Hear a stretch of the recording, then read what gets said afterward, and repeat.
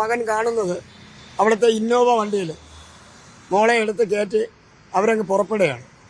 അപ്പോൾ എന്നിട്ട് പറഞ്ഞ് അനന്തപുരിയെ കൊണ്ടുപോവുകയാണ്. മകൻ അങ്ങ് വരാൻ പറഞ്ഞു. പിന്നെ ഞങ്ങൾ കാണുന്നത് കൈയും കാലും ഒക്കെ കറുത്ത് വയറും ഒക്കെ കറുത്തിരിക്കുന്നതാണ് കണ്ടത്.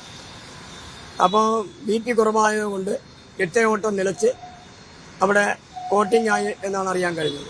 തിരുവനന്തപുരത്ത് സോഫ്റ്റ്വെയർ എഞ്ചിനീയർ നീതു, അവളുടെ പ്രസവശേഷം അവൾക്ക് അടിവയറ്റിൽ കുറച്ച് കൊഴുപ്പ് കാണപ്പെട്ടു. ആ കൊഴുപ്പ് എങ്ങനെയെങ്കിലും കളയണം എന്ന് ആഗ്രഹിച്ചിരിക്കുന്ന സമയത്താണ് യൂട്യൂബിൽ അവളൊരു പരസ്യം കാണുന്നത്, ഒരു കോസ്മെറ്റിക് ആശുപത്രിയെ പറ്റിയിട്ടുള്ളത്. അവളുടെ കഷ്ടകാലത്തിന് ആ പെൺകുട്ടി ആ ഒരു ആശുപത്രിയുമായി കോണ്ടാക്ട് ചെയ്യുന്നു.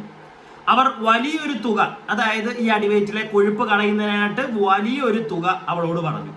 ആ ഒരു തുക കേട്ട ഉടനെ തന്നെ അവൾ അത് വേണ്ട, എനിക്ക് അവിടെ ആശുപത്രിയിൽ ഈ ഒരു സർജറി ചെയ്ത് കൊഴുപ്പ് കളയണ്ട എന്ന് തീരുമാനിക്കുന്നു. വേണ്ട എന്ന് പറഞ്ഞ് ടാറ്റ ബൈ ബൈ പറയുന്നു. എന്നാൽ അവളുടെ നമ്പർ അവരുടെ കയ്യിൽ കിട്ടിയത് കൊണ്ട് തന്നെ സ്ഥിരമായി ആ പെൺകുട്ടിയെ വിളിച്ച് ഉപദ്രവിക്കാൻ തുടങ്ങി അവര്.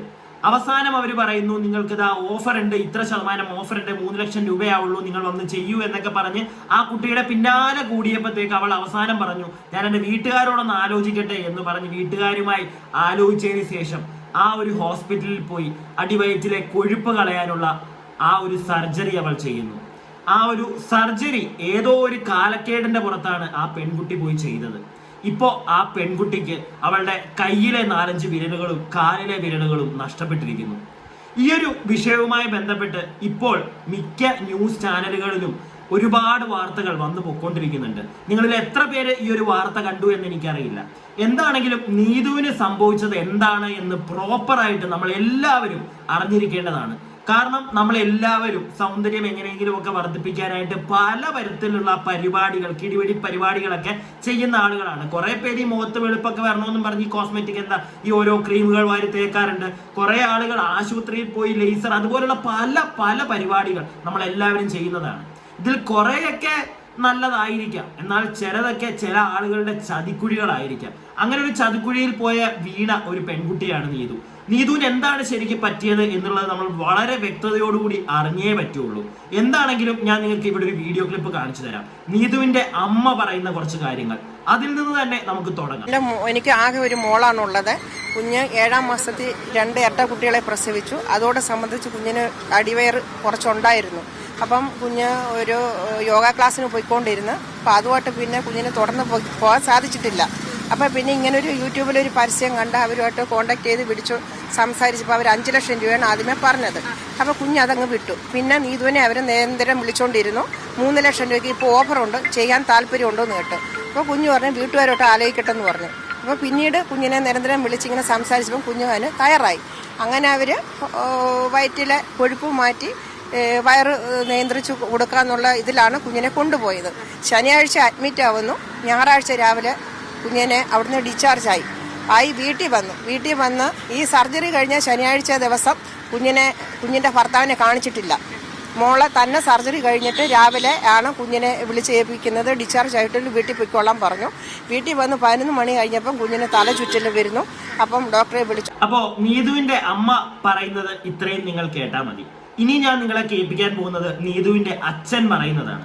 അതായത് ആ ഓപ്പറേഷൻ കഴിയുന്നു, അന്നത്തെ ദിവസം നീതുവിനെ ഭർത്താവിനെ കാണിച്ചില്ല. എൻ്റെ ആദ്യത്തെ സംശയം, ഒരു സർജറി കഴിഞ്ഞ് എന്തുകൊണ്ട് അന്ന് അവളുടെ ഭർത്താവിനെ കാണിച്ചില്ല? അത്ര സീരിയസ് എന്തെങ്കിലും ഒരു ഓപ്പറേഷൻ ഒക്കെ ആണെങ്കിൽ ഓക്കെ, ഭർത്താക്കന്മാരെ ചിലപ്പോൾ അന്ന് നേരെ ICUയിൽ കൊണ്ടുപോകും, വേണ്ടി ചിലപ്പോൾ അടുത്ത ദിവസമേ കാണിക്കത്തുള്ളായിരിക്കും. പക്ഷെ എന്നാൽ പോലും എത്ര സീരിയസ് ഓപ്പറേഷൻ ആണെങ്കിലും അറ്റ്ലീസ്റ്റ് ICUവിന്റെ പുറത്ത് നിർത്തി ആ ഗ്ലാസിനകത്തൂടെ കാണിക്കരുതോ?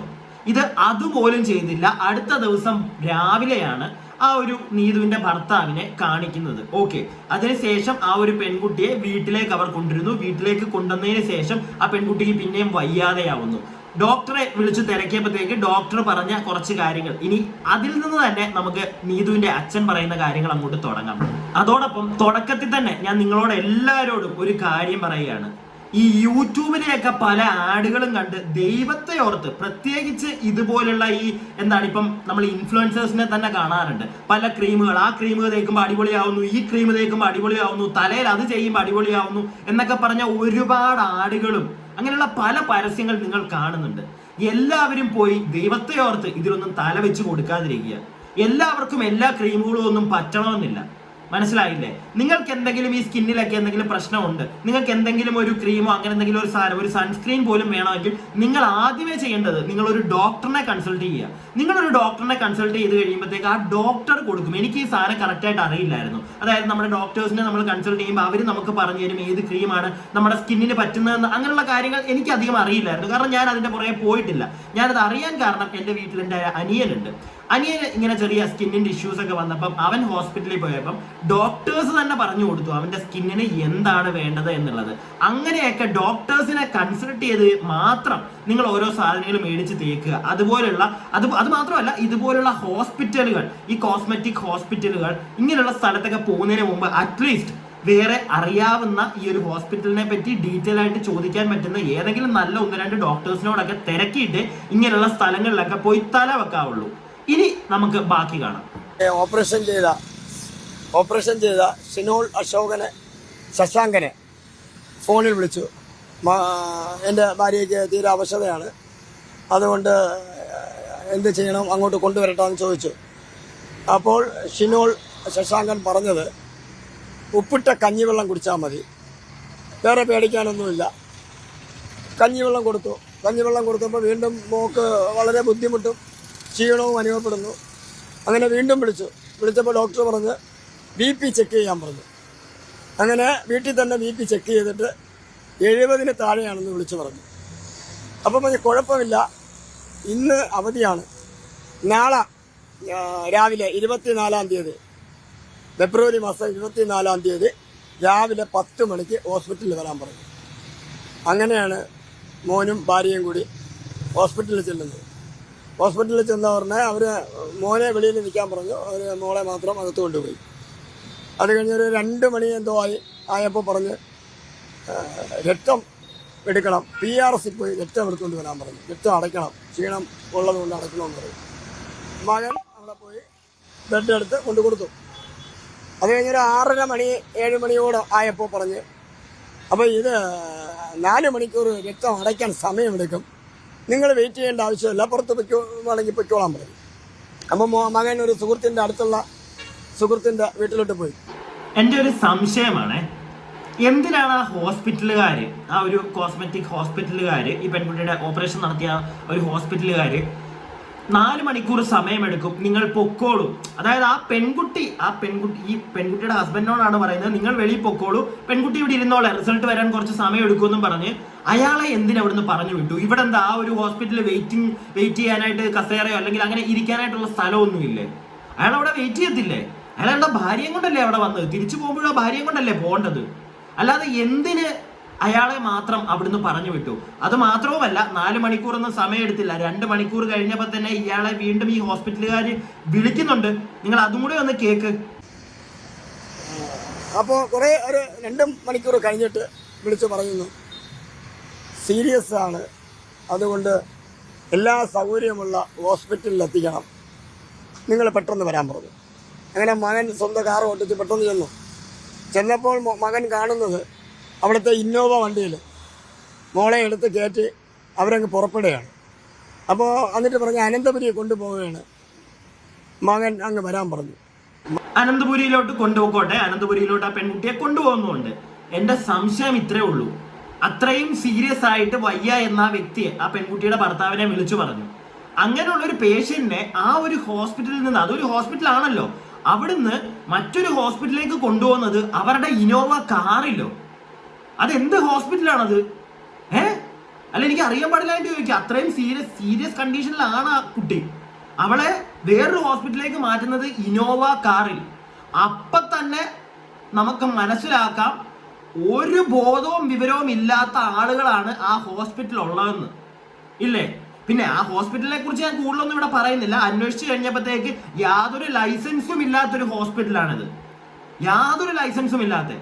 ഈ പെൺകുട്ടിക്ക് സംഭവിച്ചത് വേറെ ആർക്കും ഇനി വരരുത്. ആ കുട്ടിക്ക് എന്താണ് ഇനി പറ്റിയിരിക്കുന്നതെന്നൊക്കെ ഞാൻ നിങ്ങളെ കേൾപ്പിക്കാം. അതിനു മുമ്പ് ഇടയ്ക്കിടയ്ക്ക് ഞാൻ വീണ്ടും നിങ്ങളെ ഓർമ്മിപ്പിക്കുന്നു, ഒരു കാരണവശാലും ആഡുകൾ, പരസ്യങ്ങളിൽ വിശ്വസിച്ച് ഒരിടത്തും പോയി തലവെക്കരുത്. എവിടെ പോകുന്നുണ്ട്, എന്തൊരു സാധനം ഉപയോഗിക്കുന്നുണ്ടെങ്കിലും ഉപയോഗിക്കുന്നതിന് മുമ്പ് അത്യാവശ്യവും ബോധവും വിവരവും എക്സ്പീരിയൻസും ഉള്ള ഡോക്ടേഴ്സിനോട് കൺസൾട്ട് ചെയ്ത് സംസാരിച്ചതിന് ശേഷം മാത്രം പോയി തലവെക്കുക. അല്ലാതെ ചെയ്ത് കഴിഞ്ഞാൽ ദാ ഈ പെൺകുട്ടി, നിങ്ങൾ ബാക്കി കേൾക്കുക ആ പെൺകുട്ടിക്ക് പറ്റിയതൊക്കെ.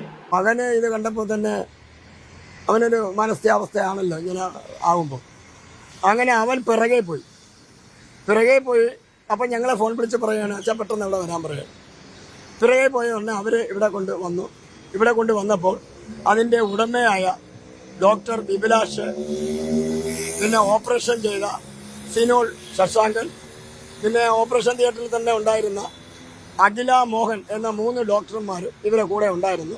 ഇവരും കൂടി ഹോസ്പിറ്റലിൽ കയറി കാഷ്വാലിറ്റിയിൽ ചെന്ന് കുറച്ച് കഴിഞ്ഞപ്പം അനന്തപുരിയുടെ ഡോക്ടർ വന്ന് പറഞ്ഞു, ഹാർട്ട് അറ്റാക്കാണ്, BP കുറവാണ്, അങ്ങനെ ICUലോട്ട് മാറ്റണമെന്ന് പറഞ്ഞു. പിന്നെ ICUലോട്ട് മാറ്റി.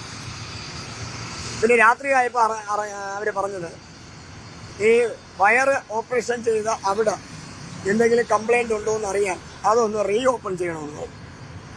വളരെ അവശ നിലയിലാണ്. ഞങ്ങളടുത്ത് ആദ്യം പറഞ്ഞത് ബന്ധുക്കളടുത്ത് അറിയിപ്പിക്കാനാണ് പറഞ്ഞത്. അപ്പോൾ അങ്ങനെയുള്ളിടത്ത് ഞങ്ങൾ 2% ഉള്ളൂ റീ ഓപ്പൺ ചെയ്താൽ രക്ഷപ്പെടുന്നത്. ഞങ്ങൾക്ക് 2% വിലപ്പെട്ടതാണ്. അതുകൊണ്ട് ഞങ്ങൾ ചെയ്യാൻ പറഞ്ഞു. അങ്ങനെ ചെയ്തു. അതിലൊരിക്കലും നമുക്ക് വീട്ടുകാരെ കുറ്റം പറയാൻ പറ്റുമോ? ഇല്ല. 2% രക്ഷപ്പെടാൻ 1% ചാൻസേ ഉള്ളൂ എന്ന് പറഞ്ഞാൽ തന്നെ നമ്മൾ എല്ലാവരും പറയും. നമ്മുടെ കൂടപ്പിറപ്പാണെങ്കിൽ ഓക്കെ ചെയ്യുക, ഇതാ വ്യക്തിയുടെ മകളാണ്, എന്താണെങ്കിലും അവർ പറയും. ആ പെൺകുട്ടിയുടെ ഭർത്താവാണെങ്കിലും പറയും ചെയ്യും. കാരണം ചാൻസ് ഇല്ല, അവളുടെ കാര്യത്തിൽ ചാൻസ് ഇല്ല. ഓപ്പറേഷൻ ചെയ്താൽ 1% അല്ലെങ്കിൽ 2% ചാൻസ് ഉണ്ടെന്ന് പറഞ്ഞാൽ ആരാണെങ്കിലും ചെയ്തോളാനേ പറയുള്ളൂ. ഇവരും ചെയ്തോളാൻ പറഞ്ഞു. പക്ഷെ എൻ്റെ സംശയം ഇപ്പൊ കുറച്ചുകൂടെ വർദ്ധിക്കുകയാണ്. അതായത് ആ ഒരു കൊഴുപ്പ് മാറ്റാൻ ചെയ്ത ഓപ്പറേഷൻ കൊണ്ടാണോ, അതുകൊണ്ട് ആ കുട്ടിക്ക് പ്രശ്നങ്ങൾ ഉണ്ടായി, വീട്ടിൽ ചെന്നപ്പോൾ പ്രശ്നങ്ങൾ കാണിച്ചു, തിരിച്ചവിടെ കൊണ്ടുവന്നു, സീരിയസ് ആണെന്ന് പറഞ്ഞ് അവിടുന്ന് വേറെ അങ്ങോട്ട് മാറ്റുന്നു. പക്ഷേ ഇവിടെ കൊണ്ടൊന്നും തീരുന്നില്ല. ആ ഒരു കോസ്മെറ്റിക്, ഇവിടെയാണ് ഒരു സംശയം എനിക്ക് തോന്നുന്നത്. അതായത് ഈ കോസ്മെറ്റിക് ഹോസ്പിറ്റലിൽ മാത്രമാണോ ഈ പെൺകുട്ടിക്കുണ്ടായ ദാരുണ ഒരു കാര്യങ്ങൾക്കെല്ലാം കാരണക്കാർ, അതോ ഇപ്പൊ ഈ പറയുന്ന അനന്തപുരി ഹോസ്പിറ്റലിലെ ആ കുട്ടിയെ ചികിത്സിച്ച ഡോക്ടറിനും ഇതിനകത്ത് എന്തെങ്കിലും കൈപ്പഴ പറ്റിയിട്ടുണ്ടോ എന്നുള്ളൊരു സംശയം എനിക്കുണ്ട്. കാരണം ബാക്കി നിങ്ങൾ കേൾക്കുക, അപ്പം മനസ്സിലാവും. ചെയ്തിട്ട് ഡോക്ടർ വന്ന് പറഞ്ഞു രാത്രി ഒരു 3 മണിയാവും. 3 മണിയായപ്പോൾ ഡോക്ടർ വന്ന് പറഞ്ഞു മിഷന്റെ സഹായത്തോടെ BP തിരിച്ചു കിട്ടിയിട്ടുണ്ട്. ദൈവത്തിൻ്റെ ഒരു കാരുണ്യമാണ്, അതുകൊണ്ട് പ്രതീക്ഷയുണ്ട്. എന്നാലും വളരെ അവശ നിലയിലാണ്, ഒരു ചെറിയൊരു പ്രതീക്ഷയുണ്ടെന്ന് പറഞ്ഞു. രാവിലെ ആയപ്പോൾ കണ്ണ് തുറന്നു, സംസാരിക്കില്ലായിരുന്നു. 2 ദിവസം കഴിഞ്ഞാണ് സംസാരിച്ചത്. പിന്നെ ഞങ്ങൾ കാണുന്നത് കൈയും കാലും ഒക്കെ കറുത്ത്, വയറും ഒക്കെ കറുത്തിരിക്കുന്നതാണ് കണ്ടത്. അപ്പോൾ BP കുറവായതുകൊണ്ട് രക്തയോട്ടം നിലച്ച് അവിടെ കോട്ടിംഗ് ആയി എന്നാണ് അറിയാൻ കഴിഞ്ഞത്. പിന്നെ കാലക്രമേണ 22 ദിവസം ICUയിൽ കിടന്നു, വെന്റിലേറ്ററിൽ ആയിരുന്നു. 36 ദിവസം വന്ന് മൊത്തം നമ്മൾ ഹോസ്പിറ്റലിൽ കിടന്നു. അതിനിടയ്ക്ക് വയറ് പഴുത്ത് ഓപ്പണായിട്ടാണ് ഇരിക്കുന്നത്. അതും വെച്ചുകൊണ്ടാണ് കുട്ടി കിടന്നത്. അത് കുത്തി തന്നെ ചേർക്കാൻ പറ്റില്ല, തൊലികളൊന്നുമില്ല. അതുകൊണ്ട് 36 ദിവസം കഴിഞ്ഞ് അവർ പറഞ്ഞു ഇപ്പം മെഡിസിൻ ഒന്നുമില്ല, വീട്ടിൽ കൊണ്ടുപോകാൻ പറഞ്ഞു എന്ന് പറഞ്ഞ് കുറച്ച് മെഡിസിൻ എഴുതിയിട്ടുണ്ട്. എനിക്കിപ്പോൾ ഒരു സംശയമാണ്, ഏതെങ്കിലും ഒരു ഹോസ്പിറ്റലുകാർ ഇപ്പം ആ ഒരു അച്ഛൻ പറയുന്നത് കേട്ടല്ലോ, അതായത് ആ രണ്ടാമതും ഈ അനന്തപുരിയിലെ ഡോക്ടേഴ്സ് ആ കുട്ടിയുടെ ആ ഒരു ഓപ്പറേഷൻ ചെയ്ത ഭാഗം തുറന്നു, അതിനുശേഷം അത് തുന്നിച്ചേർക്കാൻ പറ്റിയില്ല എന്നാണ് പറയുന്നത്. അതായത് അതേപോലെ ഓപ്പൺ ചെയ്താണോ ആ കുട്ടിയെ അപ്പോൾ വീട്ടിലേക്ക് വിട്ടത്? അങ്ങനെ ഏതെങ്കിലും ഡോക്ടർമാർ ഒരു എന്താണ് പേഷ്യന്റിനോട് ചെയ്യുമോ? എന്റെ സംശയമാണ്. കാരണം അങ്ങനെ ഓപ്പൺ ചെയ്ത് വെച്ച് കഴിഞ്ഞാൽ പെട്ടെന്ന് ബാക്ടീരിയ, വൈറസ്, അത് പെട്ടെന്ന് അത് വല്ലാതെ അഴുകില്ലേ ആ ഒരു പോർഷൻ. എൻ്റെ ഒരു സംശയം കേട്ടോ. എനിക്ക് അത്ര വലിയ ഈ മെഡിക്കൽ പരമായ അറിവില്ല, അറിയാവുന്നവർ കുറച്ചും കൂടെ പറയുക. അങ്ങനെയൊക്കെ ഓപ്പൺ ചെയ്ത് വിടും ഒരാളെ വീട്ടിലേക്ക്. അങ്ങനെ വിട്ടു എന്നാണ് ആ വീട്ടുകാർ പറയുന്നത്. പിന്നെ രണ്ടാമത് വീണ്ടും അവർ ചെല്ലുന്നുണ്ട് ആശുപത്രിയിലേക്ക്. നിങ്ങൾ ബാക്കി കൂടെ കേൾക്കൂ, എന്നിട്ട് ഞാനത് പറയാം. ഞങ്ങൾ വീട്ടിൽ കൊണ്ടുപോയി. ഇപ്പോൾ ഈ കഴിഞ്ഞ മാസം 22-ാം തീയതി മോള് ബാത്റൂമിൽ പോകാൻ വേണ്ടി എണീക്കുമ്പോൾ ഒറ്റയ്ക്ക് പോകില്ല, പിടിച്ചോണ്ടാകുന്ന പോകുന്നത്. എൻ്റെ ഭാര്യയാണ് പിടിച്ചോണ്ട് പോകുന്നത്. ഇത്രയും മതി. ഞാൻ ഒരുപാട് നിങ്ങളെ ന്യൂസ് ചാനലിലെ കാണിക്കുന്നില്ല, നമുക്ക് അങ്ങനെ കാണിക്കാൻ പറ്റില്ല, വേറൊരു ചാനലിലെ ആണല്ലോ. എന്താണെങ്കിലും ഞാൻ ഈ വീഡിയോ എടുത്തിരിക്കുന്നത് ന്യൂസ് 18 കേരളത്തിൻ്റെയാണ്. അവരോടൊരു താങ്ക്സ് പറയുന്നു. നിങ്ങളുടെ വീഡിയോ ഞാൻ എടുക്കുന്നുണ്ട്, കൂടുതൽ പണിയൊന്നും തരരുത്. അപ്പോൾ കൂടാതെ ഞാൻ മീഡിയ വണ്ണിന്റെയും ചെറിയൊരു പോർഷൻസ് എടുത്ത് വെച്ചിട്ടുണ്ട്. ആ തുടക്കത്തിൽ അമ്മ സംസാരിക്കുന്നത് ബാക്കി ഇനി ഞാൻ നിങ്ങളോട് പറയാം. അതായത് വീണ്ടും ഈ പെൺകുട്ടിക്ക് വീട്ടിൽ വന്നതിന് ശേഷം വീണ്ടും വയ്യാതെയാവുന്നു, തളർച്ച പോലെയൊക്കെ വരുന്നു. വീണ്ടും ഈ കുട്ടിയെ ആശുപത്രിയിലേക്ക് കൊണ്ടുപോകുന്നു. ആശുപത്രിയിൽ കൊണ്ടുപോയി കഴിഞ്ഞപ്പോഴത്തേക്ക് ഡോക്ടേഴ്സ് പറയുന്നു ആ തുറന്നിരിക്കുകയാണല്ലോ, അതായത് ആ കുട്ടിയുടെ വയറിന്റെ ഭാഗം അത് അടയ്ക്കണം, ബാക്ടീരിയാസ് വരുന്നുണ്ട്, അതുകൊണ്ട് തന്നെ അത് അടയ്ക്കണമെന്ന് പറഞ്ഞ് ആ കുട്ടിയുടെ ശരീരം വേറൊരു ഭാഗത്ത് നിന്ന്, അതായത് തുടയുന്ന എന്തോ മാംസം എടുത്ത് വെച്ച് അത് അടച്ചു. അതോടൊപ്പം തന്നെ ആ കുട്ടിയുടെ കയ്യിലെ 4 വിരലുകളും കാലിലെ കുറച്ച് വിരലുകളും മുറിച്ചു മാറ്റേണ്ട ഒരവസ്ഥ വന്നു. നിങ്ങളൊന്ന് ആലോചിക്കുക, ഒന്ന് ആലോചിച്ച് നോക്കുക. പ്രസവത്തിന് ശേഷം കുറച്ച് ആ കുട്ടിക്ക് കുറച്ച് കൊഴുപ്പടിഞ്ഞു, അത് കാരണം വയറൊന്ന് ചാടി, അതിന്റെ പേരിൽ ഒരു ഓപ്പറേഷന് പോയതാണ്. ഇപ്പൊ ആ കുട്ടിയുടെ അവസ്ഥ നിങ്ങൾ എന്തായെന്ന് ആലോചിക്കൂ. ഒരു സോഫ്റ്റ്വെയർ എഞ്ചിനീയർ ആണ്, ഇടത്തെ കയ്യിൽ വിരലുകളില്ല, 4 എണ്ണം. എല്ലാവർക്കും ഒരു പാഠമാണിത്. ഞാൻ വീണ്ടും അതാണ് പറയുന്നത്. ഈ പെൺകുട്ടിയുടെ ഒരു കാര്യത്തിൽ ആ ഹോസ്പിറ്റലുകാർക്കെതിരെ തക്കതായ നടപടി എടുക്കണം. ലൈസൻസ് പോലും ഇല്ല. അതോടൊപ്പം തന്നെ ഇപ്പോ ഈ പെൺകുട്ടിയെ അവസാനമായി ചികിത്സിക്കുന്ന ആശുപത്രി, അവർക്കും എന്തെങ്കിലുമൊക്കെ മിസ്റ്റേക്കുകൾ ഈ കുട്ടിയുടെ കാര്യത്തിൽ പറ്റിയിട്ടുണ്ടോ? പ്രത്യേകിച്ച് ഞാൻ നിങ്ങളോട് ഇതാണ് ചോദിക്കുന്നത്. അത്രയും ഒരു വീണ്ടും ഓപ്പറേഷൻ ചെയ്ത ഭാഗം വീണ്ടും തുറന്ന് നോക്കിയതിന് ശേഷം അത് അങ്ങനെ തന്നെ തുറന്ന് വെച്ച ഒരാളെ വീട്ടിലേക്ക് വിടുവോ? ഇപ്പം നിങ്ങൾ പറഞ്ഞല്ലോ, ഞാനായിട്ട് പറയുന്നതല്ല, അദ്ദേഹം തന്നെ പറയുന്നതാണ് അങ്ങനത്തെ ഓപ്പൺ ആയിരുന്നു. അത് കഴിഞ്ഞ് ബാക്കി നിങ്ങൾ വേണമെങ്കിൽ ന്യൂസ് 18 പോയി നിങ്ങൾക്ക് നോക്കാം. അതിനകത്ത് ബാക്കിയും കൂടെ ഇതിനകത്ത് പുള്ളി വ്യക്തമായിട്ട് പറയുന്നുണ്ട്. രണ്ടാമത് വീണ്ടും കൊണ്ടുവന്നതിന് ശേഷം അത് അടച്ചു, മാംസം എടുത്ത് അടച്ചു, അതോടൊപ്പം വിരലുകൾ മുറിച്ച് കളഞ്ഞു എന്നുള്ളൊരു കാര്യം. ഞാൻ അതും കൂടെ വെക്കാത്തതാണ് എടുത്ത്. പോയി നോക്കാൻ നിങ്ങൾക്ക് സംശയം ഉണ്ടെങ്കിൽ. അങ്ങനെയൊക്കെ ഒരു ആശുപത്രിക്കാർ ചെയ്യുമോ? അല്ലെങ്കിൽ അവരങ്ങനെ ചെയ്തിട്ടുണ്ടെങ്കിൽ അതിനകത്ത് വേറെ എന്തെങ്കിലും കാരണമുണ്ടോ? എന്തൊക്കെയോ ഒരു ദുരൂഹത ഈ ഒരു വിഷയത്തിൽ എനിക്ക് മണക്കുന്നു. അതോടൊപ്പം തന്നെ ഞാൻ വീണ്ടും നിങ്ങളോട് എല്ലാവരോടും വീണ്ടും പറയുകയാണ്, ഒരു കാരണവശാലും പ്രോപ്പറായിട്ട് നല്ലൊരു എക്സ്പീരിയൻസ്ഡ് ആയിട്ടുള്ള ഒരു ഡോക്ടറെ കൺസൾട്ട് ചെയ്യാതെ ഒരു കാരണവശാലും ഒന്നിനും പോയി തല വെക്കരുത്. അതിപ്പോൾ ഏതൊരു ക്രീമിന്റെ കാര്യത്തിലാണെങ്കിലും ശരി. നമ്മുടെ എല്ലാവരുടെയും എനിക്കിപ്പം എൻ്റെ സ്കിൻ ടോൺ ആയിരിക്കത്തില്ല നിങ്ങൾക്ക്, എൻ്റെ സ്കിന്നിന് പറ്റുന്ന ചില ക്രീമുകൾ ചിലപ്പോൾ നിങ്ങൾക്ക് പറ്റണമെന്നില്ല. അതൊക്കെ നമ്മുടെ ഡോക്ടേഴ്സിനെ കൺസൾട്ട് ചെയ്ത് മാത്രമേ ചെയ്യാവുള്ളൂ. ഞാൻ ഈ അടുത്ത് ഒരു ആശുപത്രി കേസുമായി പോയി. ഞാൻ ആ ഒരു ഹോസ്പിറ്റൽ, ഒരു ക്ലിനിക്കാണ്, ആ ക്ലിനിക്കിൽ പോകുന്നതിന് മുമ്പ് എനിക്ക് തോന്നുന്നു മിനിമം ഞാൻ എൻ്റെ ഒരു സുഹൃത്ത് വഴി അത്യാവശ്യം കേരളത്തിലെ വലിയൊരു ഹോസ്പിറ്റലിൽ തന്നെ ഒരു 2-3 ഡോക്ടേഴ്സുമായിട്ട് കൺസൾട്ട് ചെയ്തിട്ടൊക്കെയാണ് ഒരു ക്ലിനിക്കിലേക്ക് പോകുന്നത്. ഞാൻ എന്നെ മറ്റേ വലിയ ആളാണെന്നൊന്നും പറയല്ല, പേടിച്ചിട്ട് ഒരു പേടി അകത്തുണ്ട്. അതുകൊണ്ടാണ് പോയി ഇങ്ങനെയൊക്കെ തിരക്കുന്നത്. എനിക്കൊരു ചെറിയ ഇതുപോലുള്ള കാര്യത്തിന് പോകണമെങ്കിൽ പോലും എനിക്കൊക്കെ പേടിയാണ്. സീരിയസ്ലി ഞാനൊക്കെ ഒരു 3-4 പേരോടെങ്കിലും ചോദിക്കും. അങ്ങനെയൊക്കെ ചോദിച്ചിട്ട് മാത്രമേ പോയി നമ്മൾ ചാടാവുള്ളൂ ഏതൊരു കുരുക്കിനും. കാരണം ഇന്നത്തെ കാലഘട്ടം അങ്ങനെയാണ്. കണ്ടല്ലോ നിങ്ങൾ, ഓരോരുത്തന്മാര് ഡോക്ടേഴ്സ് ആണെന്ന് പറഞ്ഞ് ഓരോരുത്തരെ ഇല്ലാതെ ആക്കിക്കൊണ്ടിരിക്കുന്ന കാലമാണ്. അതുകൊണ്ട് ആവശ്യമില്ലാതെ ഒരു ക്ലിനിക്കിൽ പോലും അനാവശ്യമായിട്ട് വർഷങ്ങളായിട്ട് നിങ്ങൾക്ക് അറിയാവുന്ന ക്ലിനിക്കുകളാണെങ്കിൽ പോവുക. അല്ലാതെ പ്രത്യേകിച്ച് ഇതുപോലുള്ള പരിപാടികൾക്കൊന്നും പോയി തലവെക്കരുത്. ഈ പെൺകുട്ടിയുടെ കേസിൽ പോലീസുകാർക്കും മന്ത്രിക്കും ഒക്കെ അവർ പരാതി കൊടുത്തിട്ടുണ്ട്. അങ്ങനെയാണ് അറിയാൻ സാധിച്ചത്. വേണ്ട നടപടികൾ എത്രയും പെട്ടെന്ന് എടുക്കണം. ഇനി ഒരു പെൺകുട്ടിക്കോ ഒരു ആൺകുട്ടിക്കോ ഒന്നും നമ്മുടെ സമൂഹത്തിൽ ഒരാശുപത്രി കാരണം ഇങ്ങനെയൊന്നും പറ്റരുത്. പിന്നെ അനന്തപുരിയിലെ ആശുപത്രിയിൽ നിന്ന് അവിടുത്തെ ഡോക്ടറിന്റെ ഭാഗത്തു നിന്ന് എന്തെങ്കിലും ഒരു പിഴവൊക്കെ പറ്റിയിട്ടുണ്ടെങ്കിൽ പോലും, പ്രത്യേകിച്ച് ഈ കേട്ടല്ലോ അങ്ങനെ തുറന്ന് വെച്ച് വിടുന്ന അതൊക്കെ തെറ്റാണ്. പക്ഷെ എൻ്റെ അറിവുകൊണ്ട് അത് തെറ്റാണ്. പക്ഷെ അതുകൊണ്ട് അല്ലെങ്കിൽ അവർക്ക് എതിരെ എന്തെങ്കിലുമൊക്കെ സംഭവം വരുമെന്നൊന്നും അല്ലെങ്കിൽ കേസ് വരുമെന്നൊന്നും പ്രതീക്ഷയില്ല. കാരണം നല്ല പിടിപാടുള്ളവരാ. ചിലപ്പോൾ മറ്റവന്മാർ കുടുങ്ങും. ആരാണെങ്കിലും ആ പെൺകുട്ടിക്ക് ഈ ഒരു അവസ്ഥയ്ക്ക് കാരണക്കാരായ എല്ലാവരും അകത്ത് പോകണമെന്നാണ് എനിക്ക് പറയാനുള്ളത്. ഞാൻ എൻ്റെ അഭിപ്രായമാണ് പറയുന്നത്. നിങ്ങളുടെ അഭിപ്രായങ്ങൾ താഴെ കമന്റ് ബോക്സിൽ പറയുക. വീഡിയോ ഇഷ്ടപ്പെട്ടു കഴിഞ്ഞാൽ ലൈക്ക് ചെയ്യുക, സബ്സ്ക്രൈബ് ചെയ്യാതെ കാണുന്ന ആളുകൾ സബ്സ്ക്രൈബ് ചെയ്യുക. കൂടാതെ നിങ്ങൾ ആരെങ്കിലും ഇതുപോലുള്ള കോസ്മെറ്റിക്സ് യൂസ് ചെയ്യുന്നുണ്ടോ? അങ്ങനെ യൂസ് ചെയ്യുന്നവർ ഒന്ന് താഴെ നിങ്ങൾ എന്താണ് യൂസ് ചെയ്യുന്നതെന്നൊന്ന് പറയണം. കാരണം നമുക്ക് അറിയാൻ വേണ്ടിയിട്ടാണ്. ഈ നാട്ടിലെ എന്തോരം ആളുകളാണ് ഇങ്ങനെയുള്ള കോസ്മെറ്റിക് ആശുപത്രികളായിക്കോട്ടെ, അല്ലെങ്കിൽ ഇങ്ങനെയുള്ള ഈ ഞാൻ പറഞ്ഞല്ലോ ക്രീമുകൾ പോലുള്ള, ഇതെല്ലാം നമ്മുടെ ശരീരത്തെ ബാധിക്കൂടോ ഒരു രീതിയിൽ അല്ലെങ്കിൽ വേറെ രീതിയിൽ. ഒന്ന് മനസ്സിലാക്കുക എല്ലാവരും. കൂടാതെ അടുത്ത വീഡിയോയ്ക്കായി stay tuned and stay weird.